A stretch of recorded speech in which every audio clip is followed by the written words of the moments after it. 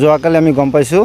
আমাৰ লহকৰ এই 297 দাগৰ মাটিখিনি গেজেং বুলি তেওঁলোকে জাননী দিছে আৰু ইতিমধ্যে মানুহখিনিক উঠি যাবলৈ দিছে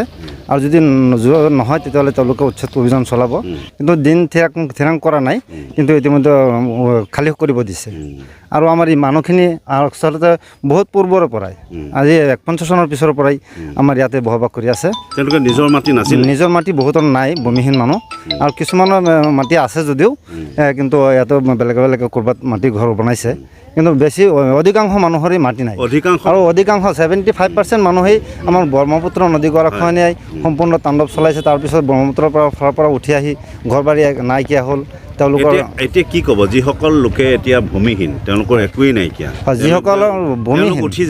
যাবনে গ'লে ক'লৈ যাব তেওঁলোকে সম্পূৰ্ণ যাব কিন্তু গ'লেও কাৰোবাৰ যদি মিত্ৰৰ ঘৰ আছে ওচৰে পাজৰে আছে তাতে থাকিব কিন্তু আমি অসম চৰকাৰক আমি আহ্বান জনাম যাতে যিখিনি ভূমিহীন মানুহ আছে তেওঁলোকক কিবা এটা সুবিধা দিয়ক তেওঁলোকক মাটি ক'ৰবাত এটা সংস্থাপৰ কাৰণে দিয়ক দিলে আমি সকলোৱে ৰাইজে আনন্দিত হ'ম আৰু যাতে আমাৰ এইটো সমস্যা নাথাকে আৰু আমি যাতে গেজেং ৰিজাৰ্ভত বা ক'ৰবাত থাকিব লগা নহয় আমি যাতে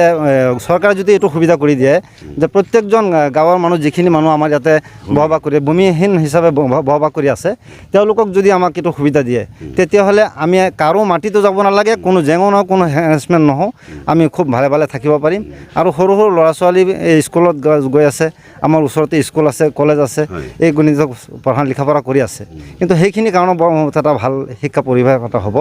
এনে আমাৰ অঞ্চলত খুব শান্তশিষ্ট হিচাপে আছোঁ কোনো ধৰণৰ কিমান বিঘা মাটি আছে যি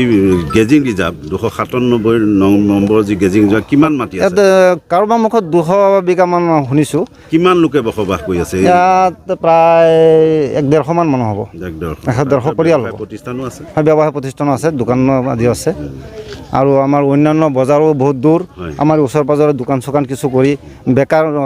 ল'ৰা ছোৱালীবিলাকে লিখা পঢ়া কৰি ইয়াতে দোকান কৰি আছে আৰু সেই দোকানখিনি কৰি আমাৰ মানুহখিনি চলি আছে